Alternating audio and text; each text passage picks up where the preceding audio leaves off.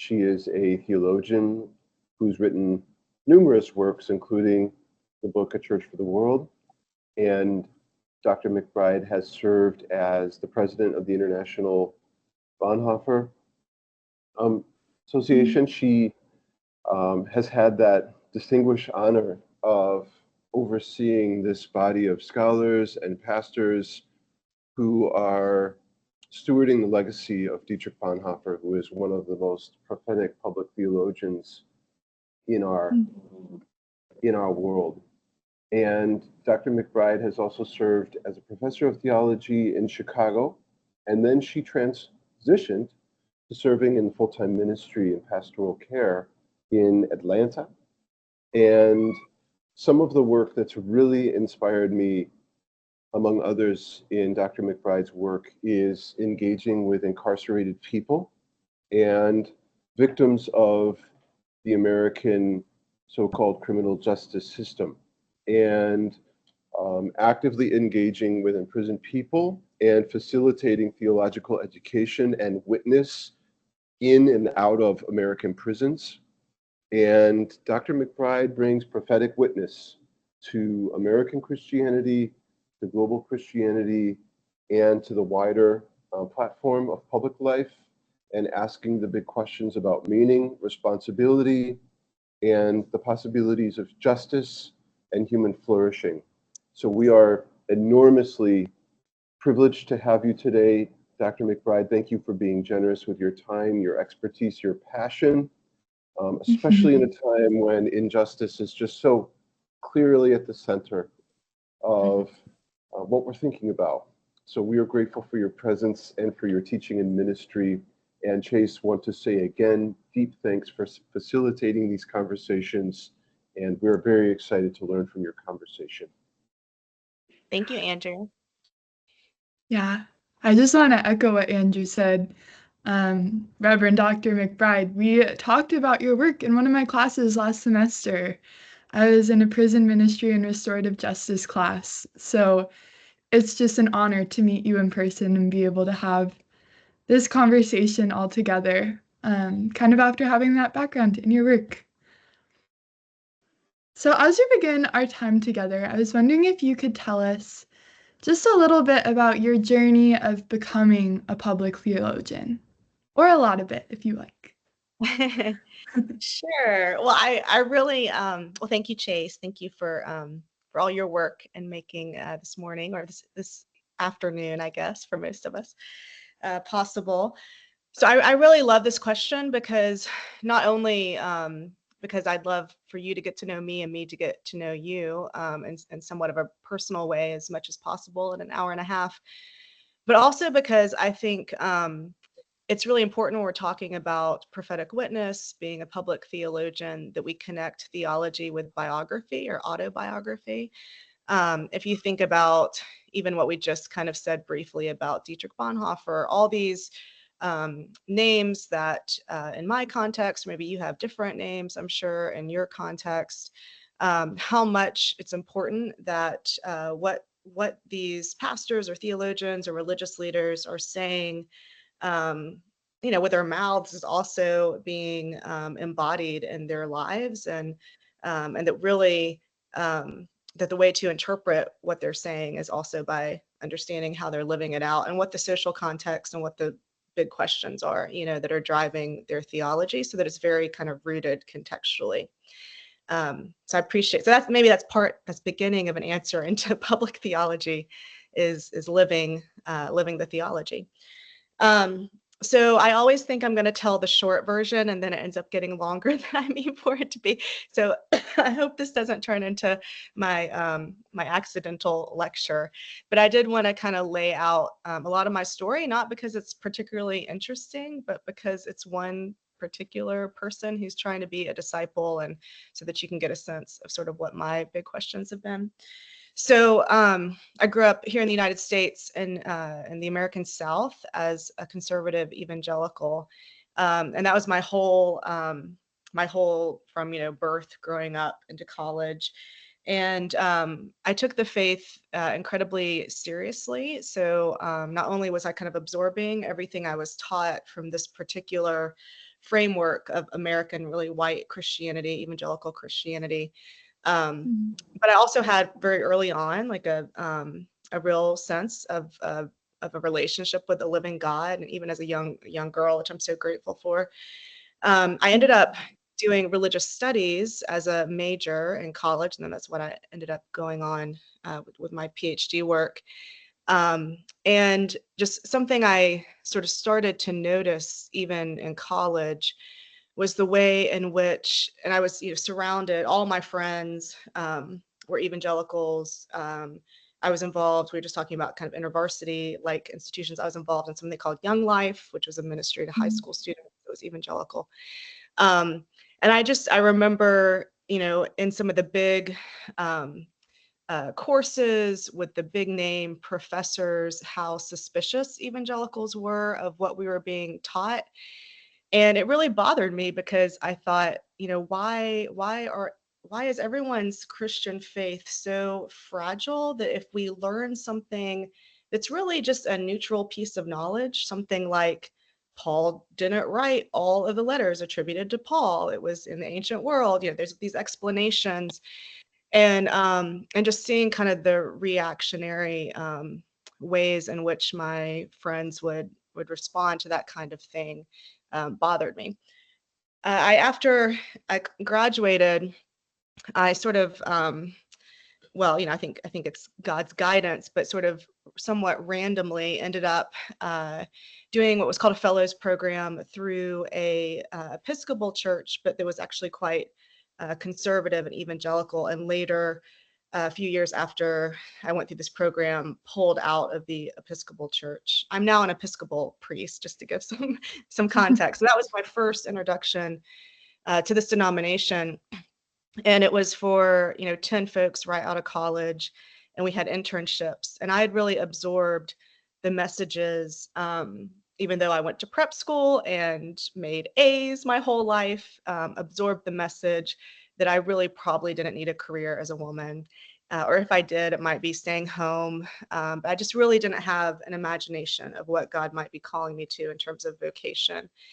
But I said, I just have this very out of nowhere, I don't know where it's coming from, but I have a desire to, and I don't know the language I used back then, but basically to be a part of a ministry or a neighborhood with people that were racially and socially, economically different from me.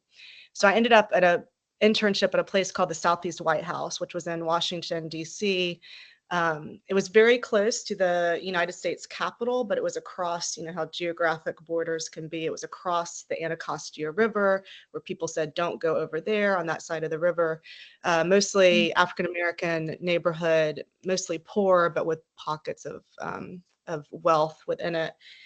And there I kind of want, there's a couple of moments that really stand out. This is 25 years ago now, but a couple of moments that are just so vivid, like they happened yesterday. And one is that I was standing in the parking lot at the Southeast White House, and it was a place that didn't really like to call itself a ministry for various reasons, but that's basically what it was. It was sort of a progressive evangelical ministry. It was a presence in the neighborhood. It wasn't focused on programs, but on relationships, gathering people that were different from one another. So inviting people from the United States Capitol to come over and have a nice meal with people in the neighborhood to hear firsthand what people's concerns were and life was like. And it had a large mentoring program for children, things like that.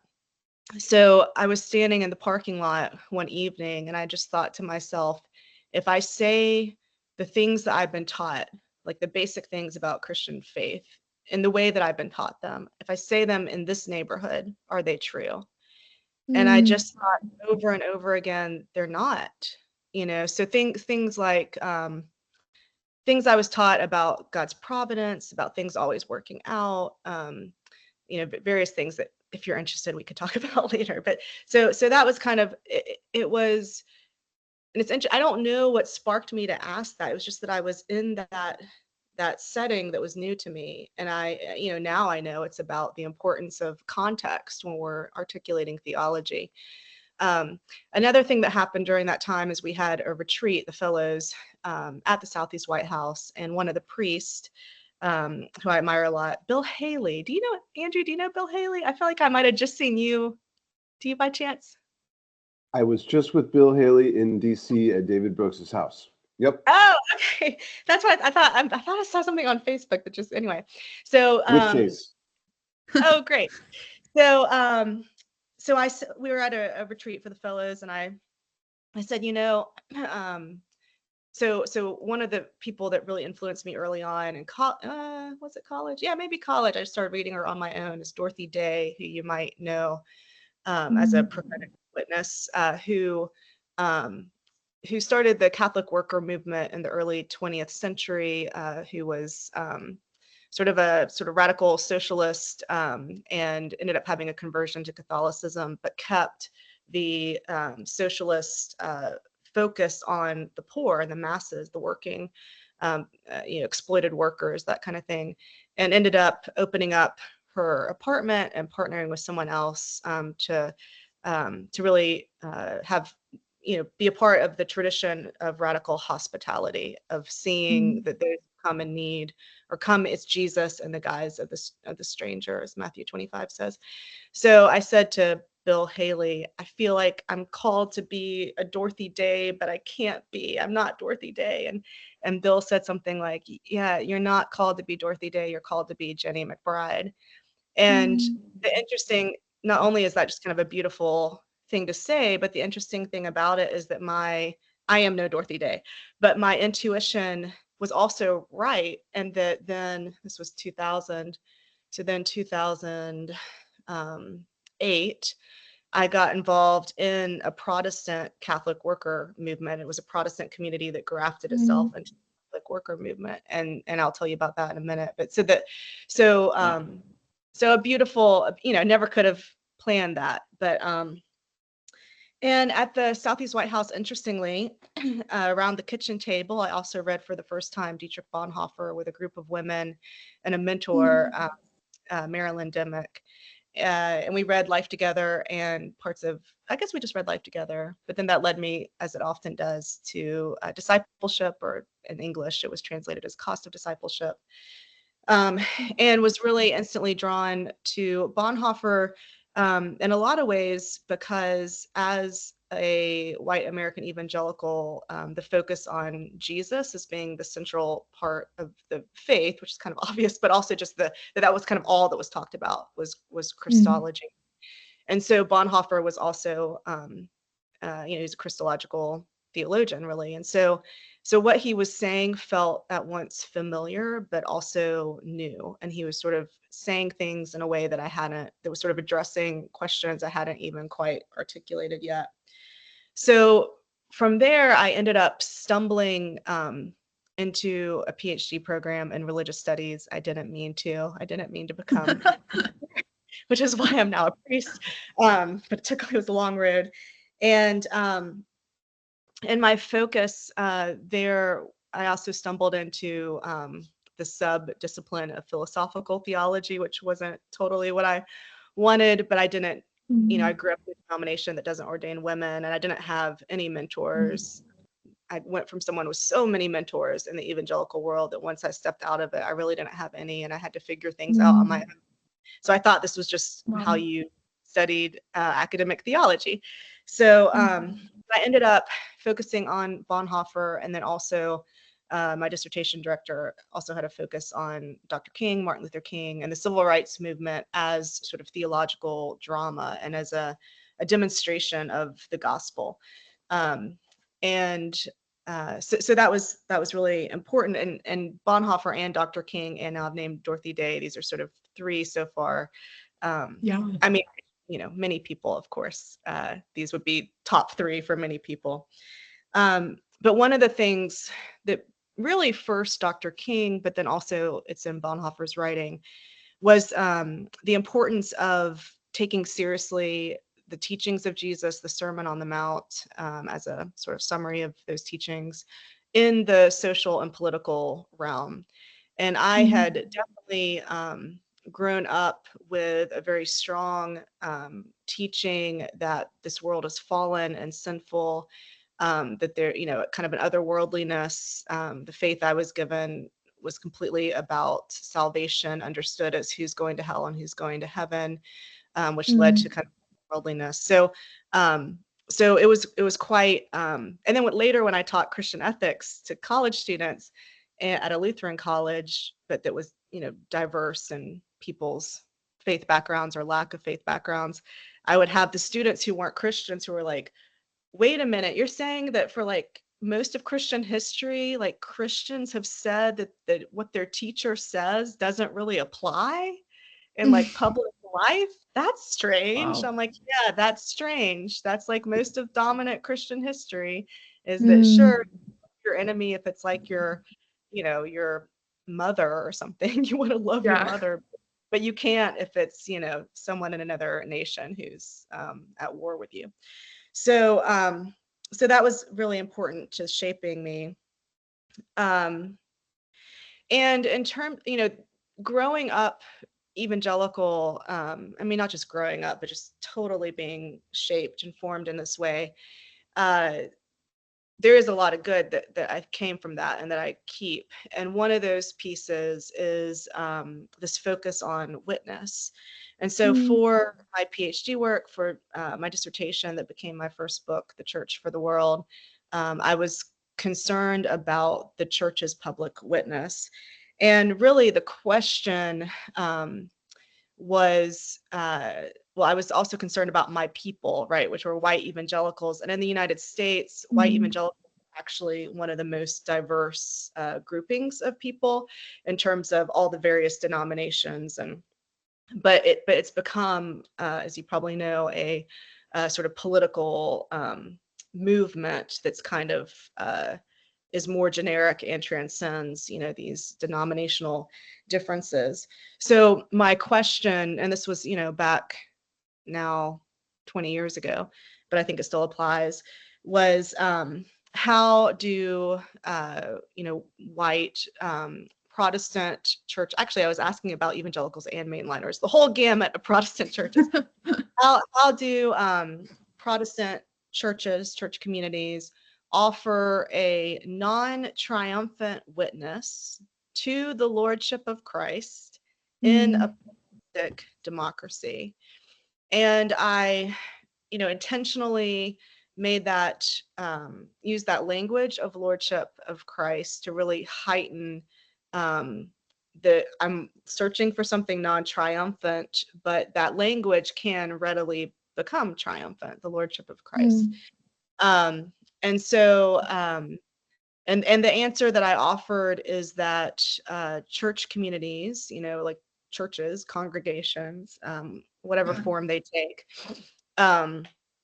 are to take on a disposition of confession of sin and repentance, and that their witness should be repentant acts in public life, but rooted in real action or ministry that particular church is doing.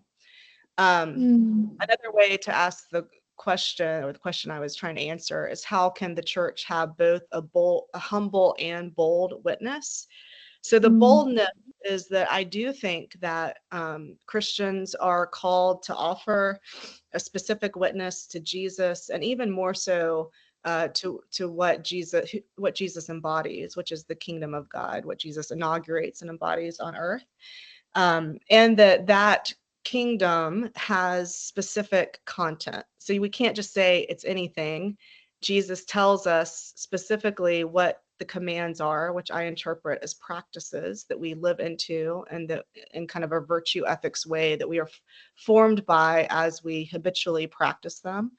So, from love of enemies to welcoming strangers, there's a whole long list that we could name together and talk about.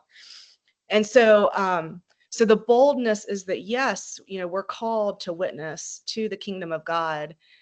And then the humility is that instead of doing what I was seeing happening in the United States and still happens, this sort of finger pointing battle over morality, battle over who has the right morality and who has the right truth, that becomes incredibly instantly self-righteous, that instead a local church community would and I looked at two of them. I actually used the Southeast White House as a model of one of them who was offering this witness that was rooted in repentance. In their case, they were saying this part of Washington D.C. is sort of banished and excluded, and we are, in Boniface's language, taking responsibility for sort of alienating this part of the city, and we're moving into the neighborhood, and we're having relationships so that we can, hear the voices and the concerns of people and connect them. I say it better in the book, but that's kind of or another example was a community called Eleuthero community. There was another, actually a friend of Bill Haley's, Tim Clayton, who left the Falls Church Episcopal where I was and went up to Maine and created a church community that was focused on ecological care and then also the connection to refugee communities up in Portland, Maine. And especially in terms of the ecological care. I mean, he would have these powerful stories of going to, secular environmentalists who, with his collar on, who would instantly just be like, I want nothing to do with you because Christianity is the problem that's created this. And Tim would say, you're right. And he would apologize, on behalf of Christians and say, we're here to be a community that repents and does something different and learns from you and works with you. So you can kind of, I think, imagine how that's both very specific and bold as a witness, but also quite humble. I'm getting towards the end of my narrative here, I think. So one of the things in terms of a public theology and how I understand the work that I've been doing is looking at communities like the Southeast White House, that I was actually involved in, and Eleuthero that I wasn't, and then I'll tell you in a bit about the Open Door community that I mentioned earlier that's part of the Catholic worker movement. And looking at these churches, they're not traditional worship. Some of them aren't traditional worshiping congregations, but they are a church community. They see themselves as the body of Christ doing the work in the world. So they're kind of alternative ways of being church.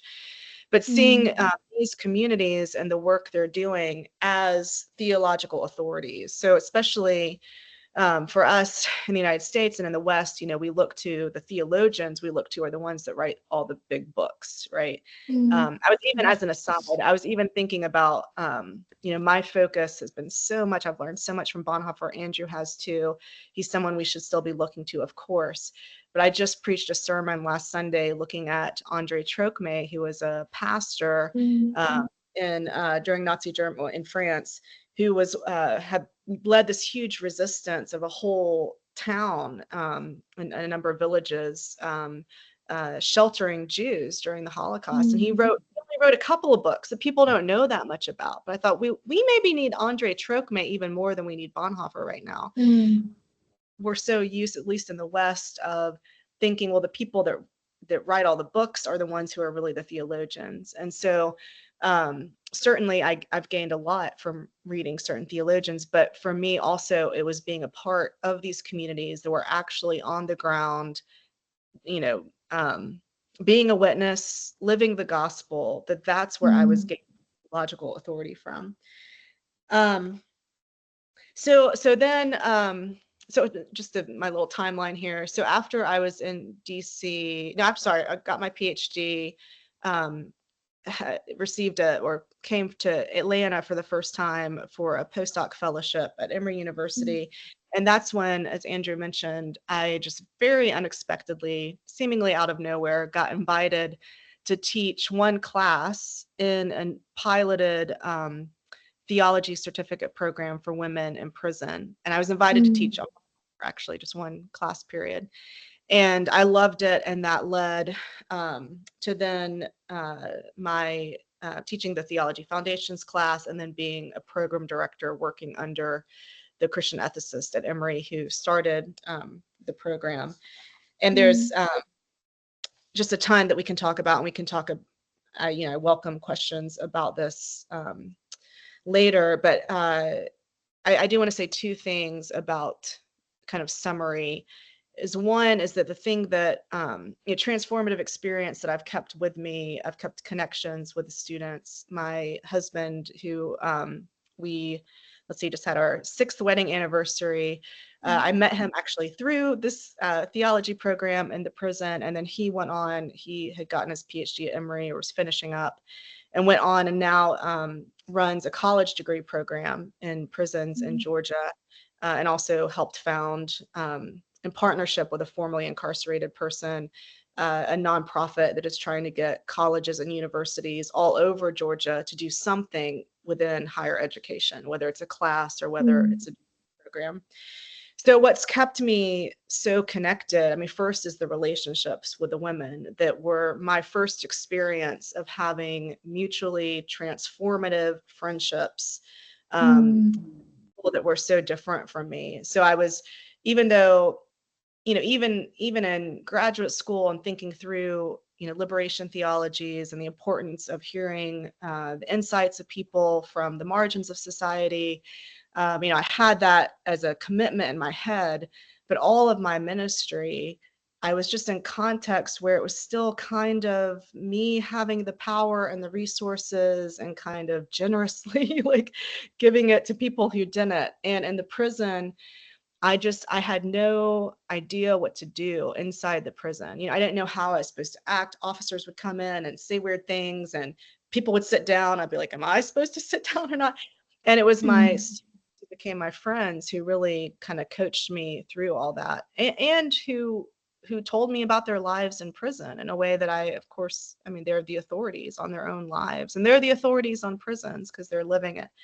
So those are the relationships. But then also, as a theologian, realizing that when we're talking about crime and talking about, these really great harms, it really makes us push our Christian faith, the logic of our Christian faith, sort of to its end point. And so we might say, oh, we believe in forgiveness, but then it's like, well, we also want the death penalty. Well, that says Dr. King, the death penalty is society's denial that we're going to forgive, so it really raises in this concrete, intense way. Do we really believe that people can be redeemed? Do we really believe who have done the worst of the worst? And of course, people that are in prisons in the United States have not often done the worst of the worst. So there's also the social analysis of the kinds of people who get pushed into prisons. And then through the theology program, the second year of the program, the warden at the time allowed the only woman on Georgia's death row, Kelly Gissendaner, to be a part of the program, which was a really big deal because by being on death row, she was supposed to be in solitary in her cell 23 hours a day, and it normally was 24 hours a day. And so she was able to come and be a part of the classroom community for a time.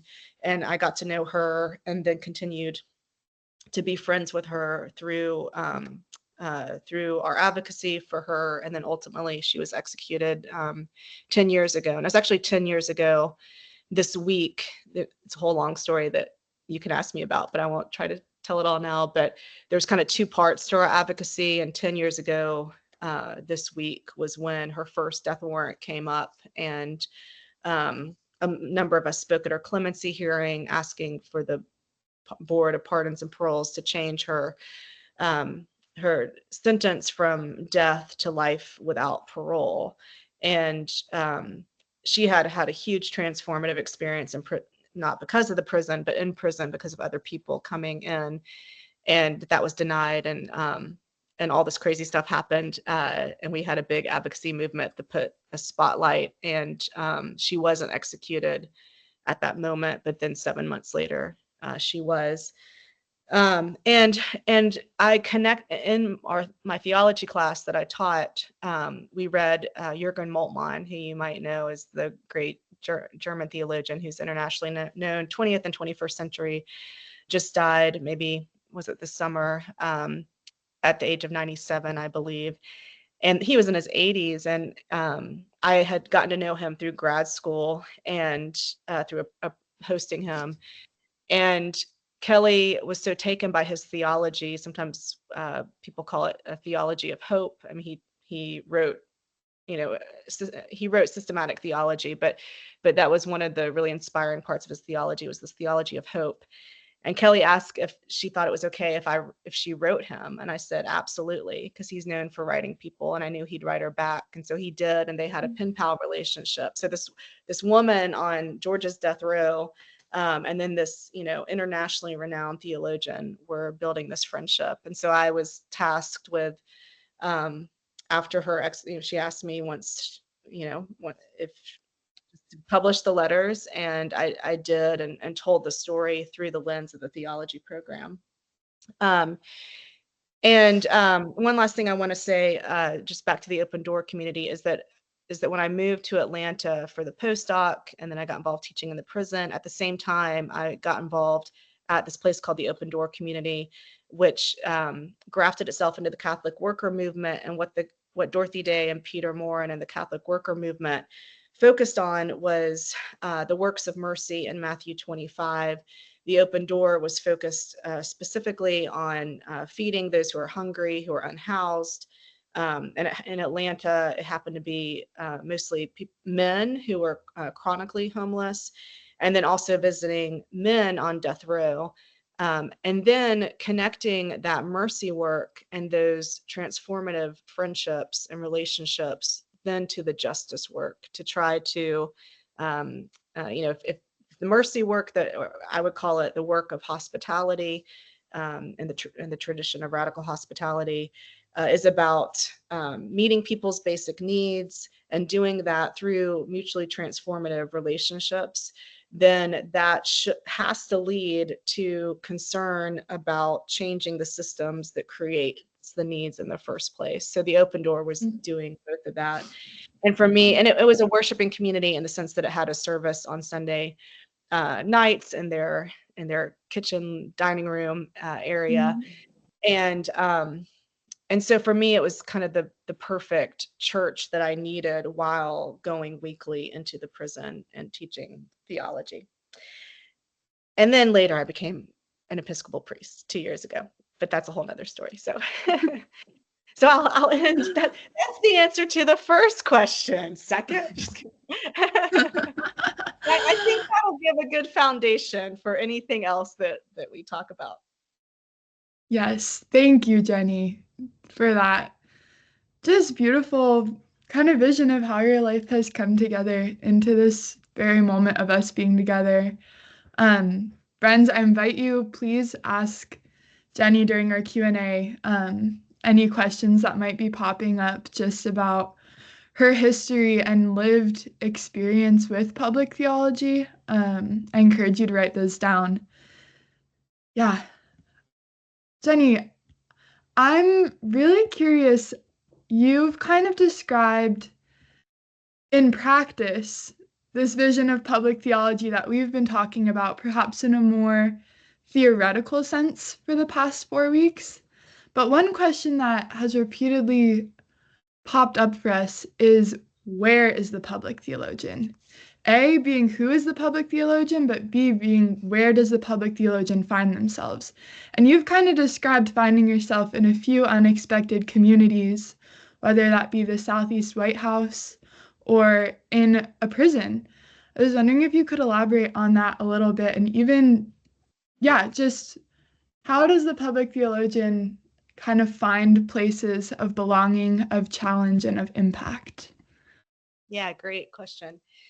So, I mean, I would say the way that I've understood myself, or maybe before I've understood myself as a public theologian, I've tried to be a disciple. I've tried to be a follower of Jesus.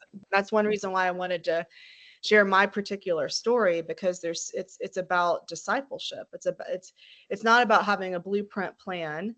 I mean, even that anecdote about Dorothy Day, even if I had an intuition that there's something about her life that's not only inspiring in some whatever spiritual way, but that I felt some sense of being called in some way to that, but I never could have gotten from point A to point B on my own. And so it was just about taking having a lived relationship, or with the living Jesus, with the triune God, and trying to be faithful to the next step that comes to us in, as Bonhoeffer says, in the concrete moment, that we're discerning what's next in the concrete moment. And so that means that it is important for us to do, it sounds like what at least your writing project right now is asking you to do, is to immerse yourself in a actual place. I mean, it's an incarnational,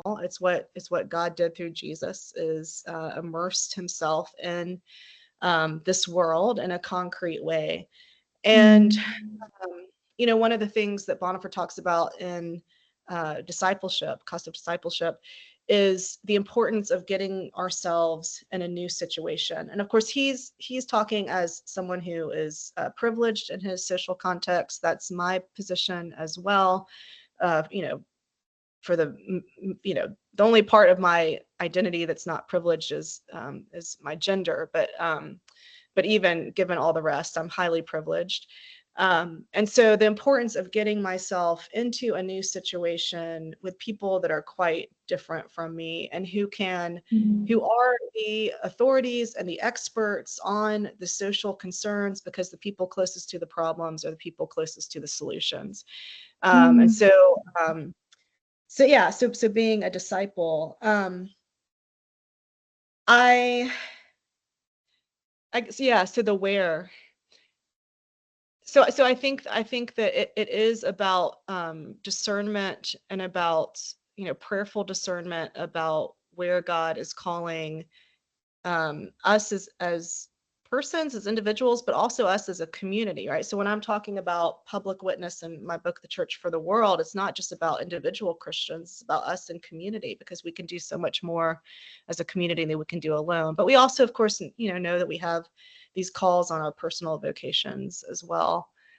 So yeah, I think that's kind of, that'd be the first way I would answer that. Yeah, absolutely.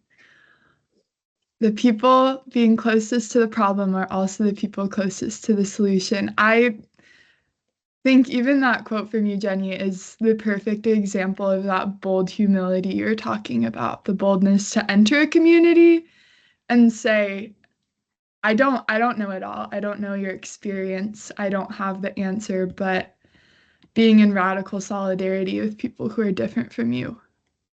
It's really impactful. And that line is kind of a sort of a common wisdom of activists, especially around around prison abolition. Yeah. Wow. Okay, the next question I have for you, building off of the last, what is public theology, and why is it important for us as Christians? And also, why is it good news for people who aren't Christian?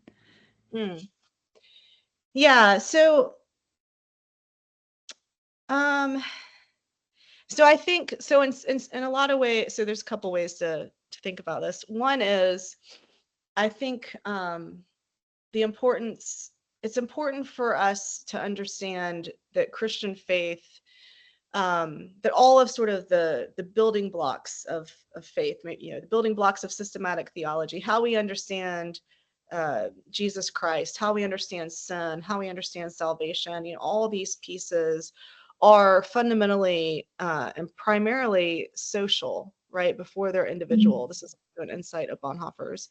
So I think part of sort of the intellectual work and the articulation of a public theologian is to help Christians see the social and political consequence of our faith.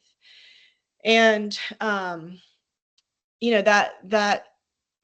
for me, growing up conservative evangelical, and especially kind of American Christianity being so focused on the individual, and that evangelical form of being focused on the individual salvation, really is just like, there's so much that needs to be deconstructed with that, to be able to even get to a different foundational point of saying, no, it's not about individual salvation going to heaven, it's about the kingdom of God coming to earth. That's actually what the Gospels, the Synoptic Gospels, especially Matthew, Mark, and Luke, are talking about. And that Jesus himself says, the good news is that the kingdom of God is near.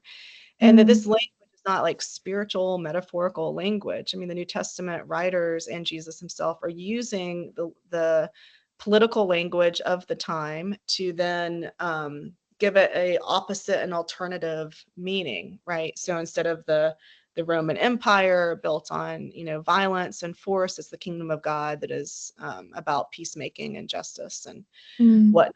So, so I think there's a lot of conceptual work that is important, So even I just said all that great stuff about living your theology, and I believe it.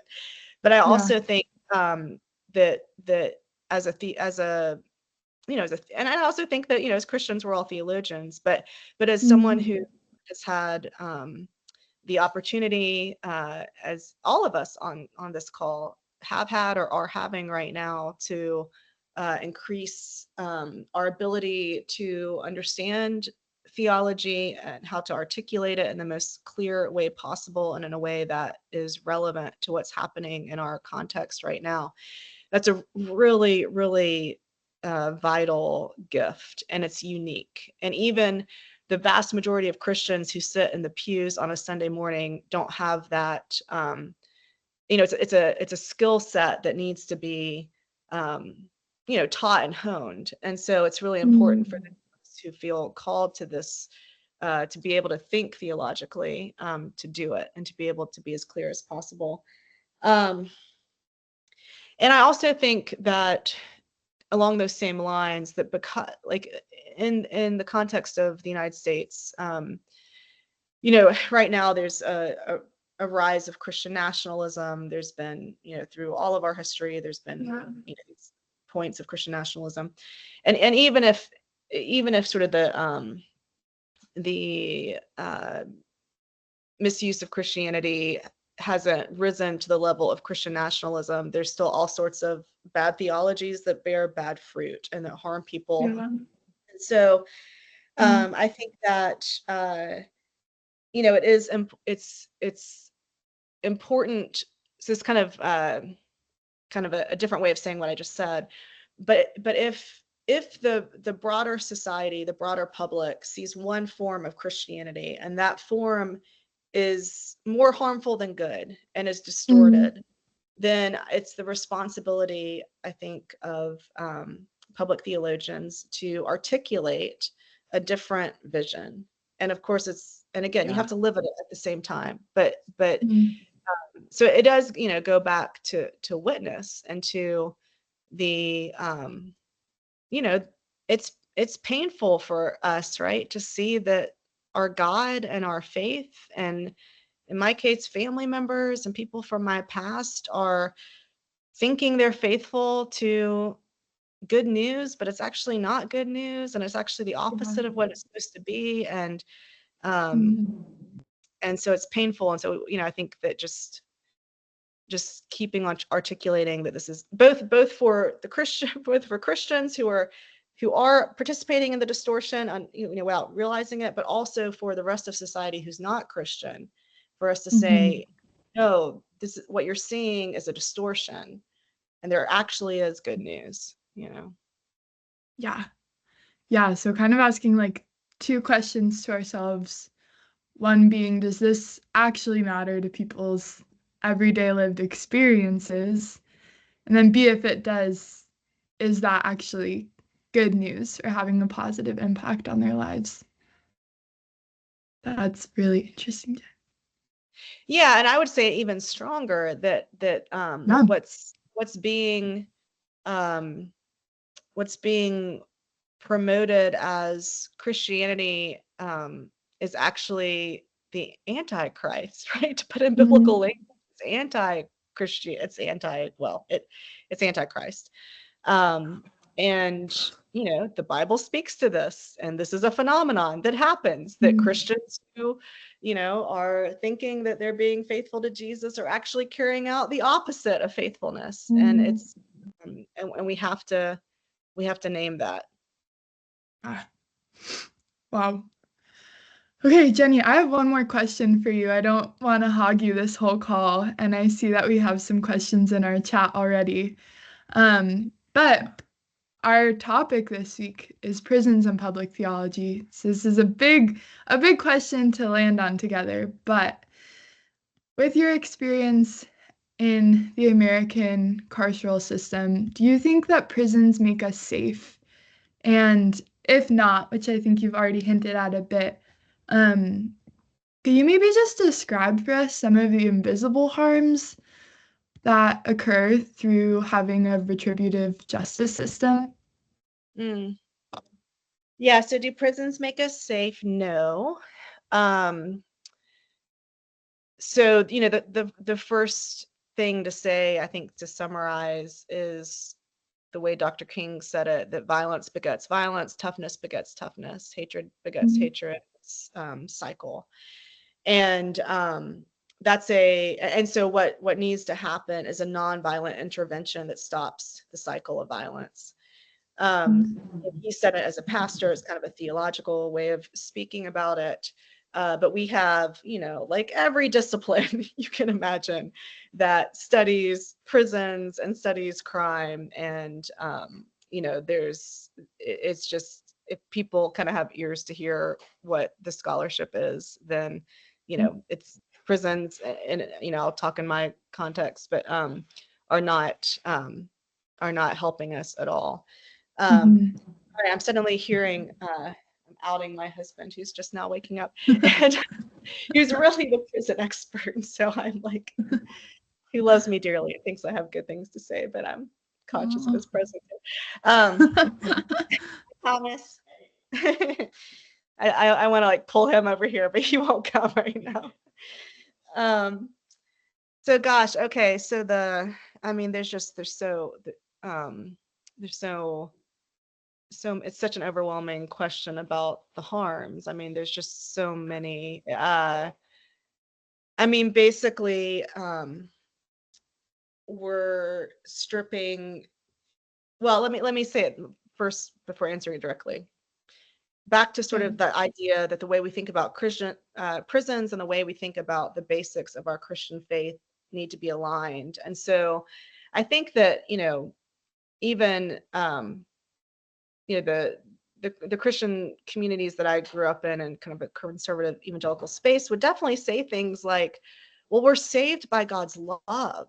We're saved by being Mhm. loved, being cared for. But then it gets to like, well, how do we deal with harms? Oh, well, we strip people of everything they need as human beings and we punish them. And punish means to intentionally inflict pain on people.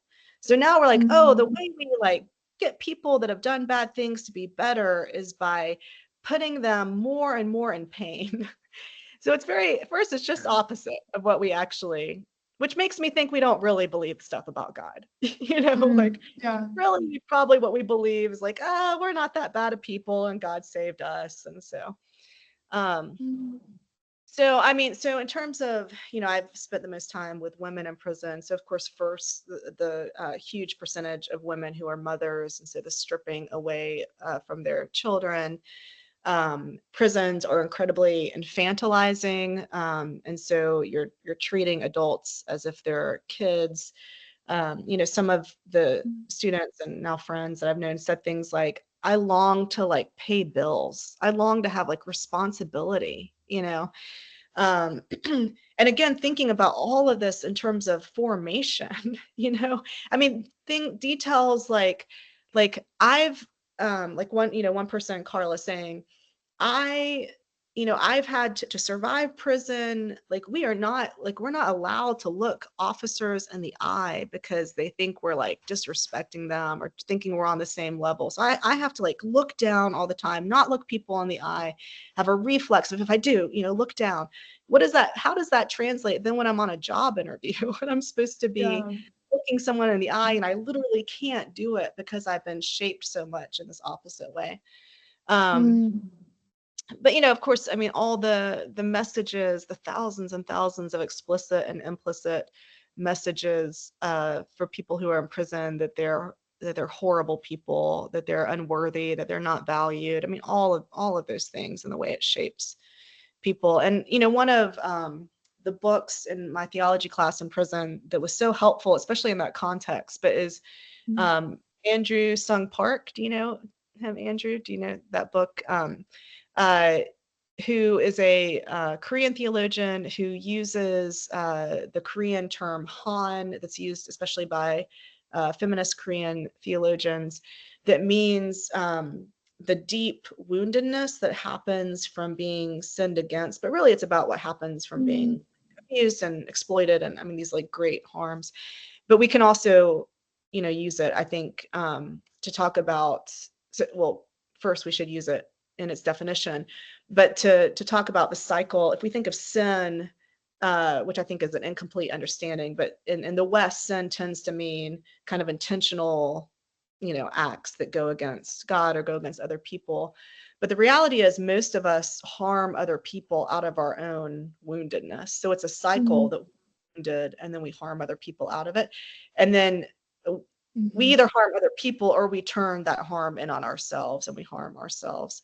So, so certainly the people who are in prison are people who have already been wounded, both probably interpersonally through family and other people in their lives, and then also have been oppressed as well and exploited. And so they're coming in, their crimes are out of this deeper woundedness. So that cycle, there's no. So of course, instead of retributive justice, which is that the idea that we get what we deserve, and it could be positive. If you do good things, you deserve good things. If you do bad things, you deserve bad things. But arguably, that is not God's justice. That God's justice is restoring. And I actually think that thinking about any part of Christian faith in those retributive terms is anti-gospel. I think the gospel just completely open. It's not about, it's not, I mean, you might hear like, oh, we, we're sinful, so we deserve whatever it might be, whether you go all the way to we deserve hell or we deserve God's wrath. I think that talking in terms of desert is completely not what the gospel is about. And instead, it's all about restoration. And the restoration is, I'm sorry, I'm kind of not answering your question anymore. I went into the theological part. But the restoration is about that God has saved and is in the process of saving every member of the harm. And so God is saving the one who has done the harm and the one who has been harmed. But that salvation looks different for each of those people. So the people who are doing the harm have to have a mirror held up to them and say and stop doing the harm, have to be held accountable for the harm. And accountability and punishment are not the same thing.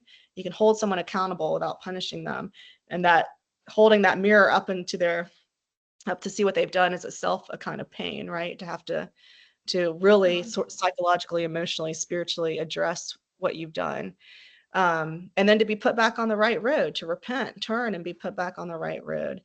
And then, perhaps cared for from the woundedness that you experienced that led to that. And then if you're the one who's been harmed, then, the harm has to stop. So you stop being harmed.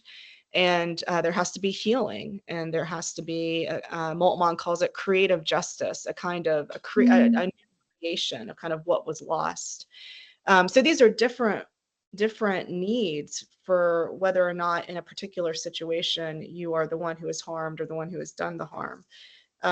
But certainly all of us, as Alexander Solzhenitsyn says, that the line between good and evil runs down the middle of all. So we're all people, to use traditional theological language, who have sinned and been sinned against, and it's in different situations. And so we're all people who are needing to be saved, from the harm we've done and the harm we've experienced.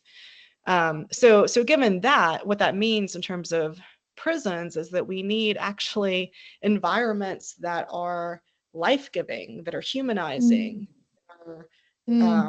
create relationships, help establish new relationships, allow for real self-reflection and accountability to happen and to face what you've done, because you're not going to be stripped of everything if you admit, guilt of doing something, Yeah.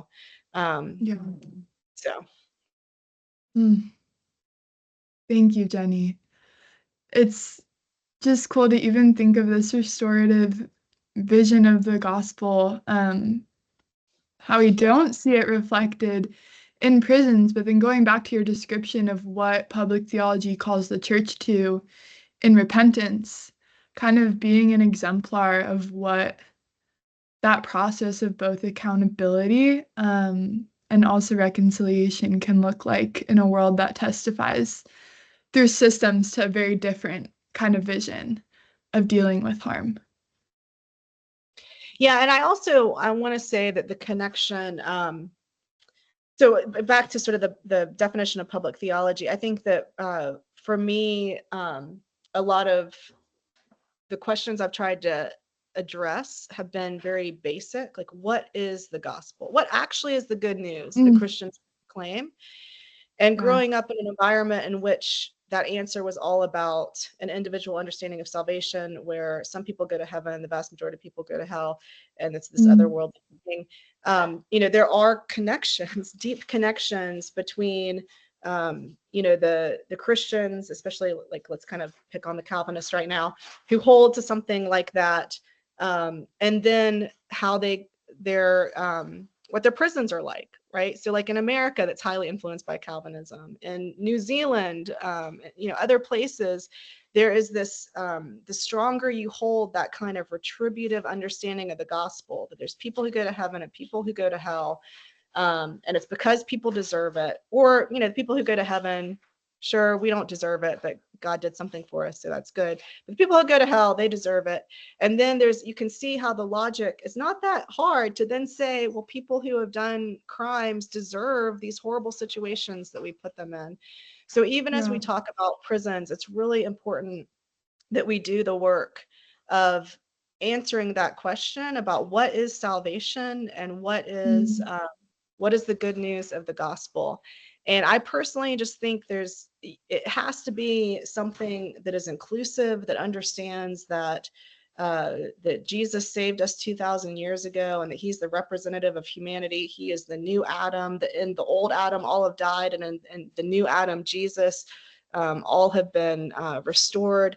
And we can leave some mystery to that, but I think that if our understanding of the good news is not that big and inclusive, and we can just put aside the question and just kind of say, like we're all included in this good news, then it allows us to think, more critically about our interpersonal, how we deal with harm interpersonally, if that makes sense. Yeah.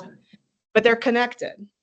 It's going to be really hard for you to get to a restorative place if you think that the majority of people go to hell, or if anyone goes, really, besides Jesus, who descended into hell according to the creeds. Yeah. Okay, opening the floor to our fellows. Jenny, thank you for just letting me come at you with all these questions. I really appreciate it. And your thoughtful answers, truly. I'm thinking maybe we can begin with Pomi. Pomi, thank you for your patience. This question's been sitting here for quite a bit, but I'm curious if you'd want to speak it or I can read it.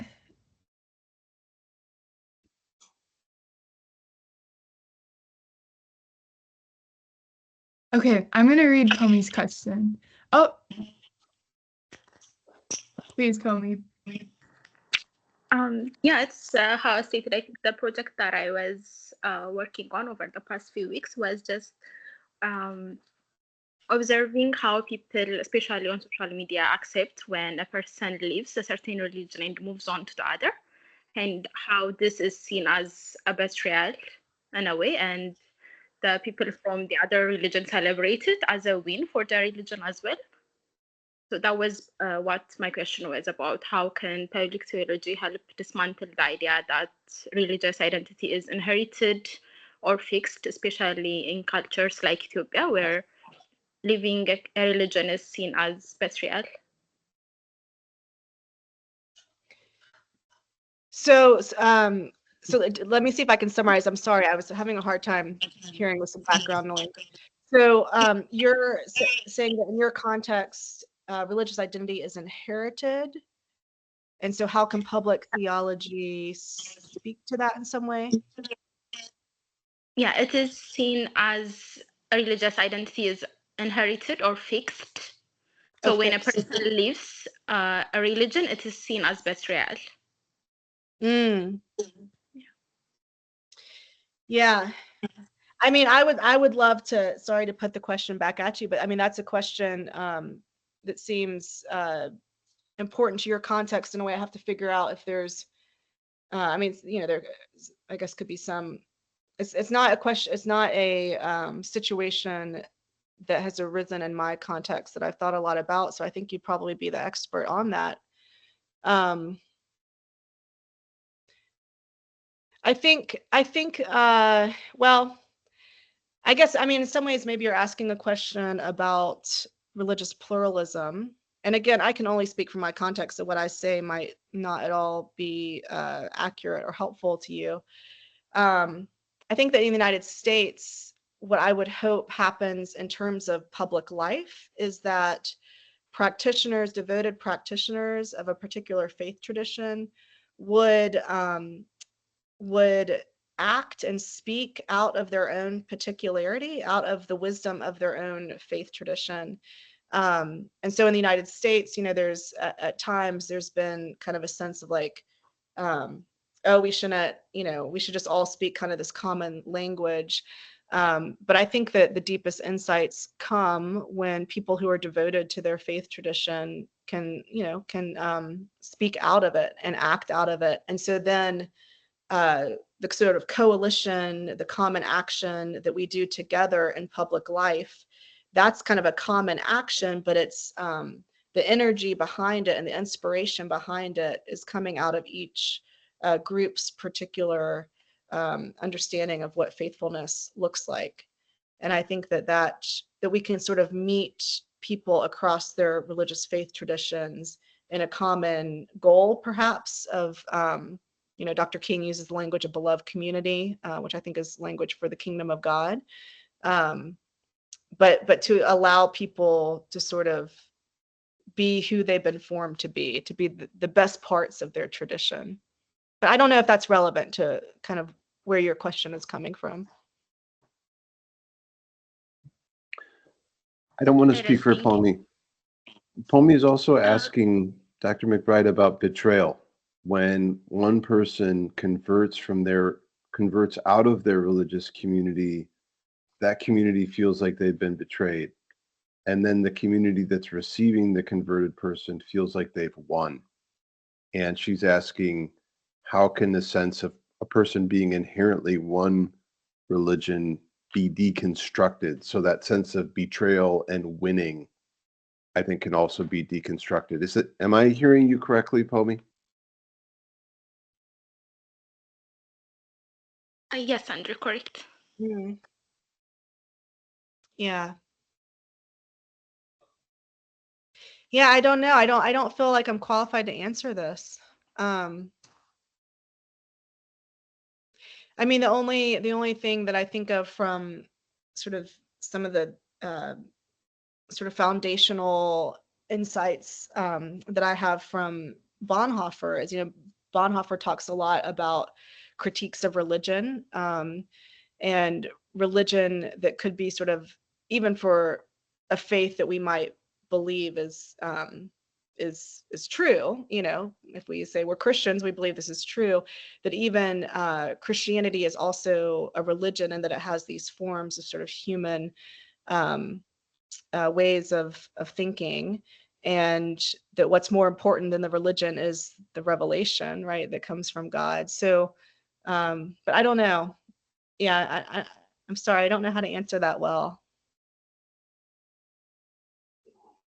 Is there anything, can I ask you this, is there anything that I said this morning that kind of especially sparked, I mean, I imagine that's a question that you carry with you already, that's maybe one of your I had some of my big existential questions or what drove me to my particular studies in grad school. It sounds like this is probably one for you, but is there anything particular that I said this morning that sort of reignited that question in you?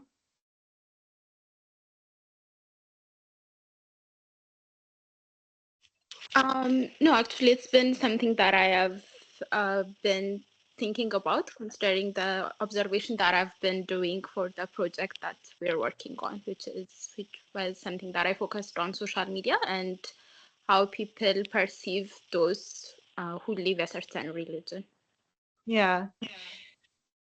I mean, I guess, playing around with ways of thinking beyond us versus them, Christian theologies, theological frameworks that help us understand our common humanity, which I think we can get to not only through theologies of creation, but also through certain understandings of Christology, that Jesus is the representative of all of humanity, that we're interdependent on one another, we're connected.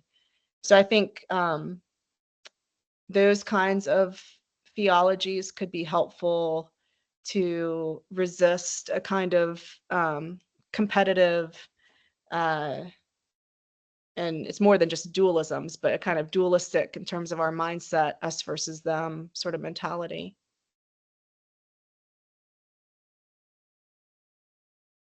Thank you, Jenny. Yeah, I also just want to reiterate what you were sharing about public theology being for the common good, not just the good of some, or even just the good of Christians, which is an inherently expansive and resisting othering kind of view of the world, and also just how Christians are to interact in public life.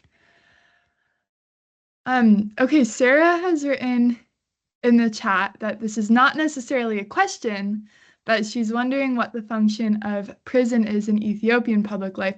Sarah, I'm wondering if you would want to elaborate just on your comment, especially for Jenny and I, who might not be as familiar with the role of prisons in Ethiopian public life, or the TV screens that you're talking about, if you'd be willing to share a little bit.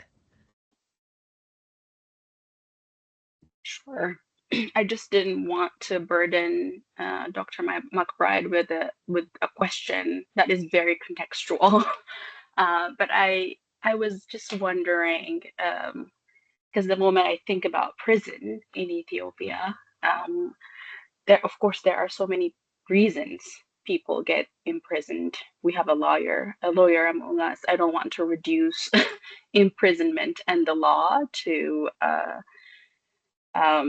kind of like political prisoners or the reason they go to prisons. But the moment I think about prison, I often think about political prisoners and also kind of like how the prison kind of plays a role in public life in Ethiopia. The very few moments that I have tried to take a public theological stance, people around me are extremely worried that they might find me in prison. I think this is a shared reality or shared experience among some of us here, that whenever we make statements or resist something in the way public and political life is structured, everybody that cares about us is worried that we're going to go to prison, because the prison has also, like, it is also something that is in some ways worse than death, because the body is mutilated, you are tortured. Maiming is a way of like utter form of dehumanizing in ways that renders, like, it kind of like rips your humanity apart in very weird ways. People get out of prison and they are not themselves anymore, including political activists, journalists who barely put words together because of the trauma that they have suffered. As a woman, when I think of the prison, I shudder that it could be a place of rape, for instance, which is very common in our community. So, like, the prison kind of animates the way we function in public. And also, it has been poured over to the TV screen right after Dr. Abiy came to power, I think, as a way of invalidating the previous people in power, showing their all the bad things that they have done. He poured out the life of the prison on the TV, kind of like we saw all the mutilations that happened there, all the like the witnesses' testimonies were poured all over the TV. That creates a kind of psychology. In a sense, then when we talk about the prison, it's something that lives with us. And the death row also lives with us. We always feel like we could be next in line. So in that sense, I was just like wondering, what does it mean? How should as public theologians, how should we think about the prison? How should we engage with it? Because public theologian is always faced with a threat of the prison. That's what I was thinking. Wow. Thank you for sharing that. It's horrific. Yeah. I mean, and this is not just in general, this is not me to say to you, because certainly counting the costs, and I think about in Jesus's life, there was moments where he was wise about, is it time yet? Is it time yet to make my way to Jerusalem? And so you have to be discerning about that. And what you're describing is a context that's so much more dangerous and fraught than mine. I think in general, so again, now me sort of speaking just from my context, that I do think that it's important that we address social issues first from a biblical theological standpoint, right? And so, because at the end of the day, we're called to proclaim the gospel, right? So I'm kind of offering a general vision that in terms of public theology, that the theology, and by that I also mean grounded in the biblical witness, is primary, right? And so we speak the language of our faith, and that's the proclamation. And I guess I'm thinking of this more in context. I don't know if we're doing that work, we're being faithful, right? So in my context, very different from what you just described. I just preached a sermon on love of enemies in the context of rising Christian nationalism and Trump and Elon Musk and all these things happening here, to a congregation which is not of one mind. It's mostly more liberal and mostly against Trump and what's happening, but not fully. And I knew that in that context, that if and the passage was on Jesus saying, love your enemies and turn the other cheek, and all that is, and so I talked about how that passage is really about creative nonviolent resistance. And only after we first say that, then Jesus is talking about loving enemies. So I guess I'm saying that as a public theologian, that the work, I think, is for us to articulate the faith, and that faith instantly, is relevant.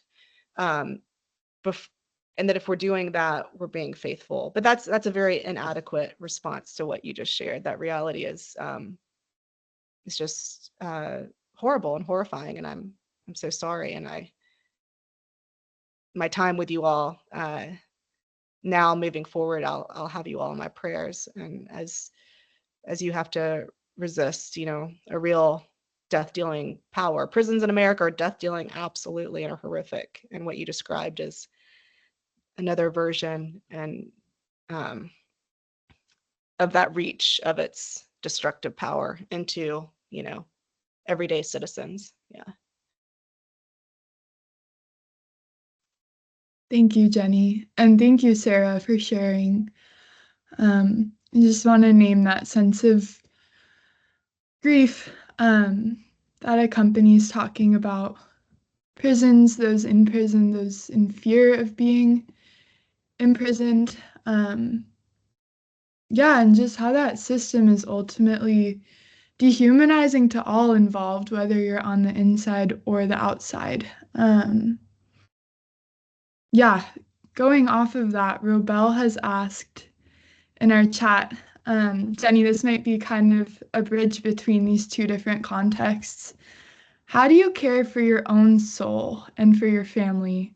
I can imagine that you face lots of disappointments and frustrations and discouragements as you face the brokenness when you see victims and people in prison.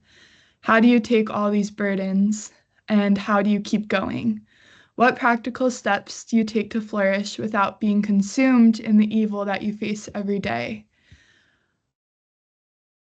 It's a great question, Robel. Great. Thank you.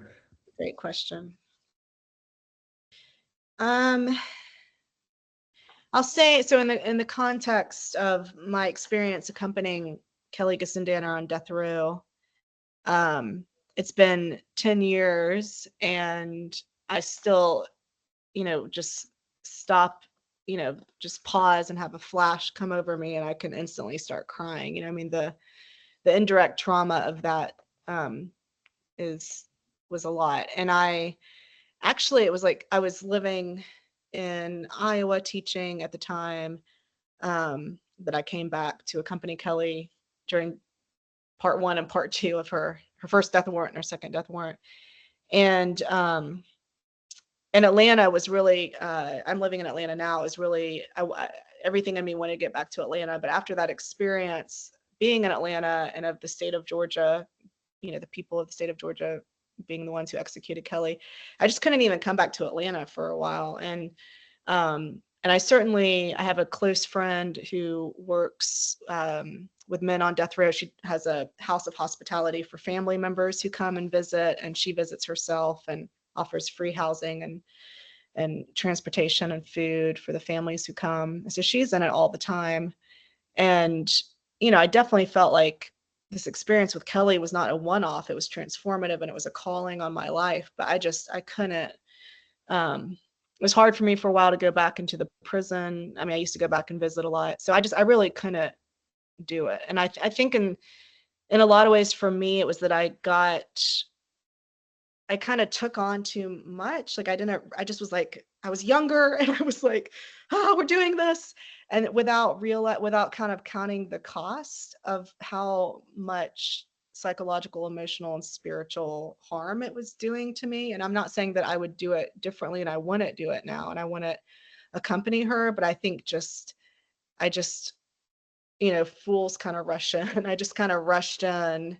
And then later was like, oh my gosh, this was actually too much. And so just now I'm starting to be a part of an organization here called Georgians for Alternatives to the Death Penalty, do some things with them. I'm trying to connect some parishioners with women in prison through a pen pal ministry. But even having been connected, one of the women calls me every week that I'm close to from prison. So I've kept up connections, but when you're not, I guess ironically, when you're not immersed in it and then you get out of it, it's kind of harder because there's so even starting the pen pal ministry, which is quite, I mean, it's very profound what's happening, but it's not dangerous or risky or even that psychologically hard, but it brought up all the fears I had early on about going into fears in terms of not fears of the women, but in prison, but just being in, when you enter into the prison context here in America, it's a context of a lot of paranoia. And so just kind of being back in that space, I'm kind of rambling with this question, but then Thomas, my husband, who up until a couple years ago, his work in establishing the college program in prison was that he was inside the prison, not as a person paid by the prison, but as someone who went in through his university and was there 3 days a week for about 12 hours a day and actually had an apartment up by the prison. It was an hour and a half away, kind of just totally immersed in it. And it just got, I mean, he now is on the main campus, and now there's some women who have come out of prison who are on the main campus and continuing their degrees and becoming leaders in the prison abolition movement. So I guess I say that kind of anecdote that it became too much for him, and he found a way out of being in the context in such an intense way that also mapped on to the growth of the program that was appropriate. And so I think that, there's seasons of, I don't know, again, I'm talking from a context where I can be a part of this or not be a part of this. I'm privileged. I can walk away from all of this and never think about it. And it doesn't sound like most of you are in that situation. So this is different.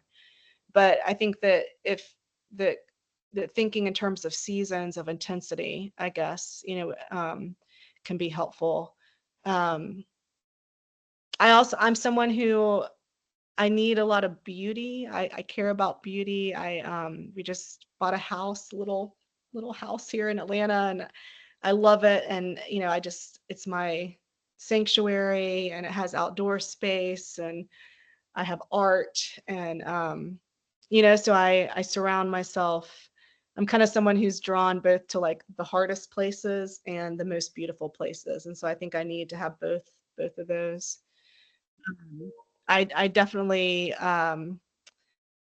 pray a lot, and I think that my prayer life has changed in that I used to think I had to use a lot of words, but I used a lot of resting in God, and I guess you'd call it contemplative prayer, but really it's just me sitting in my favorite chair with my morning coffee and just resting in the presence of God and sort of practicing God's presence and God's love for me, and asking to be filled with the Holy Spirit, and asking, just for my daily bread, and to focus on, what God has me to do this day, this particular day, because tomorrow has enough worries of its own, as Jesus says. So, yeah, I also think having a sense of, it really is about what we're called to as limited human beings, and a belief that if we're really disciples and we're following the next step, that's all we have to do is just take the next step. And in these ministries that I called radical hospitality, whether it's the Open Door community or others, one of their primary kind of insights is that they know what they're saying yes to. They know what their narrow mission is, and it's narrow, and so it can be deep, and so it can be relational. And anything that's asked outside of that, they say no to for the sake of being able to say yes to what they know is their specific mission. And so I think if you have that sense and you're not pulled in 1,000 different directions by all the different needs and injustices in your context, but you know what you're called to, then you can say yes to the things you're called to say yes to, and no to the things you aren't. I think that's important. But I guess along with the prayer, one last thing to say is that I never, I just, it's kind of I don't know how this happened, but I was just an overachiever my whole life, and I just worked. I think I thought that I did well, and I thought, oh, I'm only doing well because I'm working so hard, so I just kept working so hard. And I never took a real Sabbath. I never rested. And then actually when Thomas and I started dating, we were long distance, and he'd come up to Chicago, and I'd say, oh, is it okay if we just do like a couple hours on Saturday morning of this work? And he's like, Jenny, I can't do this. Like, I can't work all the time. And I'm like, oh. And then I started like taking a day off, and I was like, this is amazing. It's like a vacation every week. So I think, and it's a command. It's like one of God's commands to us is to honor the Sabbath. It's for our good. So I think having those rhythms and realizing that as human beings, we are people that need rhythm. We need sleep. I get 8 to 8.5 hours of sleep every night. And, just really, but all of that is not only kind of the things I need, it's part of a framework, a faith framework that says that I am just this finite, limited person, and I want to be used by God, but I'm not a savior, and I don't have to do it all, and just to be, but I do, but what I am called to, I have to do, and I have to have courage and do it, and that has put me in a lot of places that I didn't think I would be in, and doing a lot of things I didn't think I was able to do. So it's the both and. Jenny, do you have time for one more question? Sure, yeah.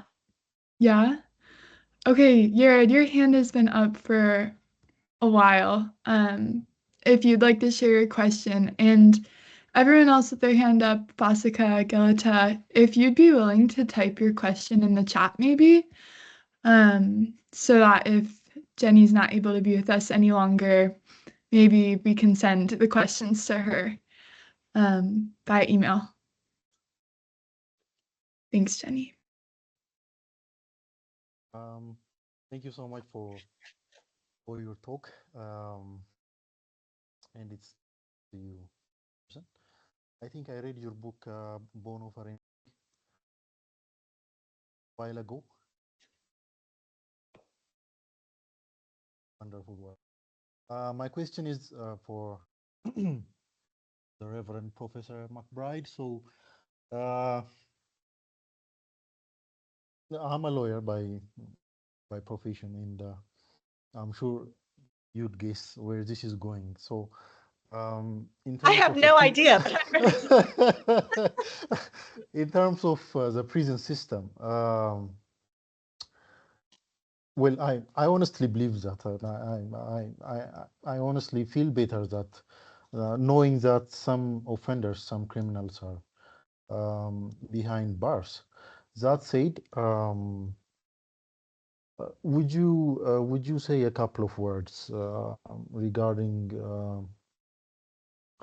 as to the prison system? How should we then seek alternatives rather than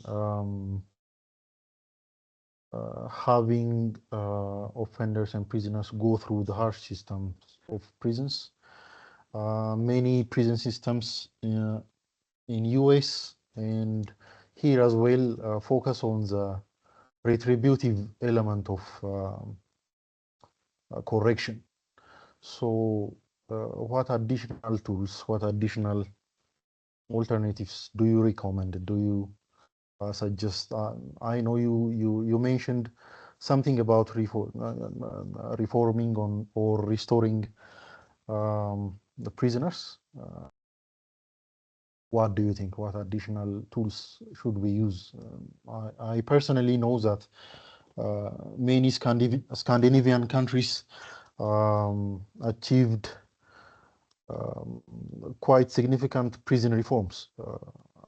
So what additional tools do you recommend? Thank you. So yeah, thank you. So two instant thoughts. Let me write down one so I don't forget it. So one thing is, I think that in the United States, we're at a place where we were when Dr. King says basically our whole structure needs to be redone. So it's not a place of tinkering. Even the word reform, I'll use it sometimes if I think it'll fall better on people's ears. But I would say that I'm a part of the prison abolition movement. And what abolitionists, what that movement is about is not beginning with abolition and then like, well, then what are we going to do with all these people? But beginning with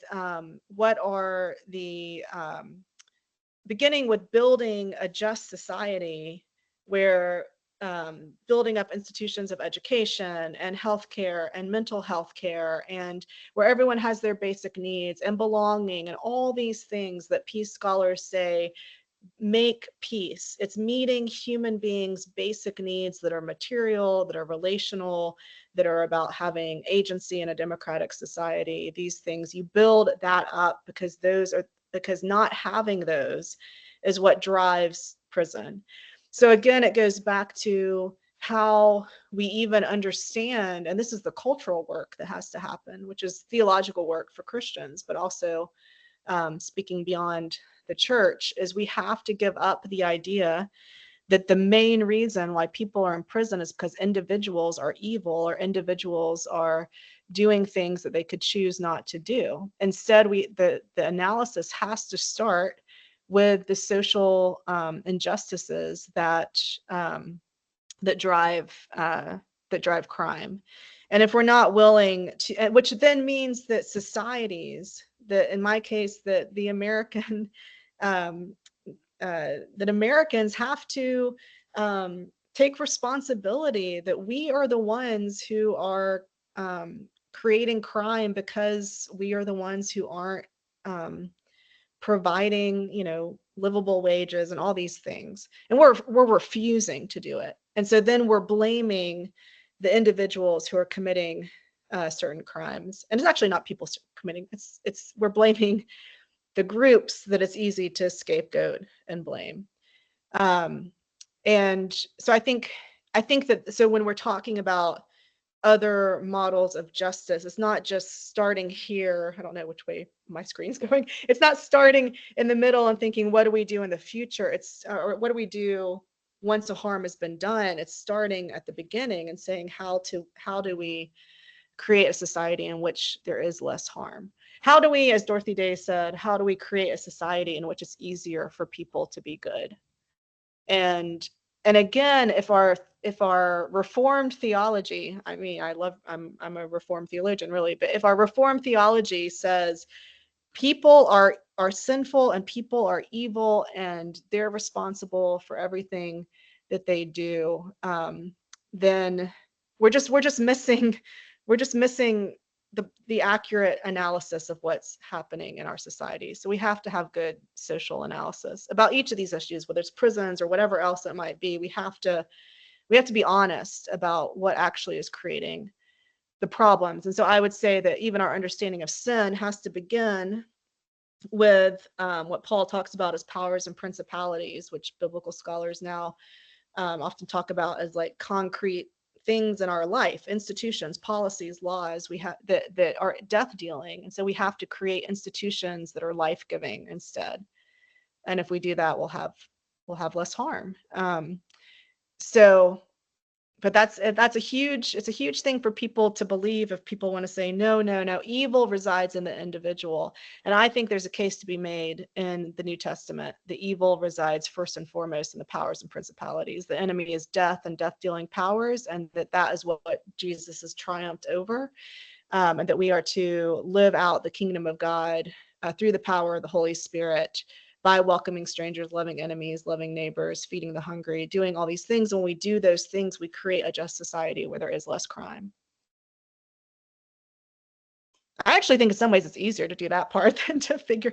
I mean, and then the restorative justice alternatives, they're all experiments, right? So, but the reality is we will only have like the will of the people to do something new if we're really convinced that what we're doing is not just like not good enough, that it's actually an engine of harm. It's doing the opposite. It's making us, if we want to be safe, it's making us not safe until we really believe that.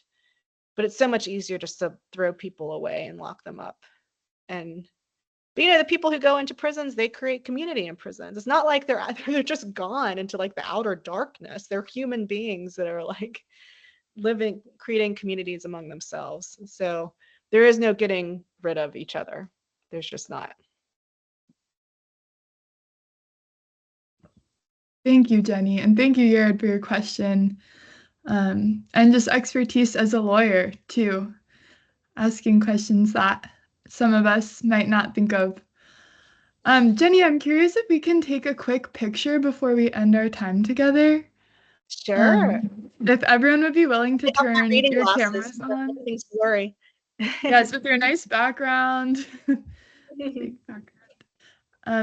you're able to turn your camera on, fellows, that would be great. Just for a moment. Okay, give me 1 second. All right, can everyone give me a big smile?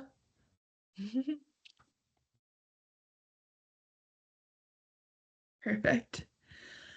Jenny, thank you so much for being with us today, even as you're talking about just caring for your soul, having a Sabbath rhythm, spending your Saturday with us.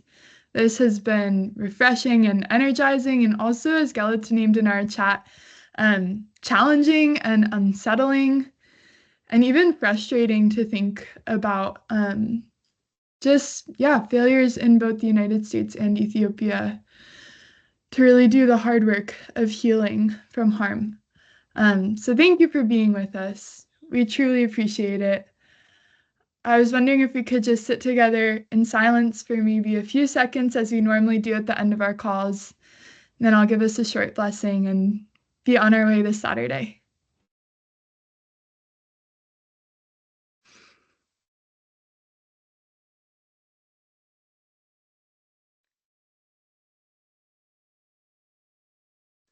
Friends, until next week, may you discern what is yours to say and yours to do, guided by courage and held in love.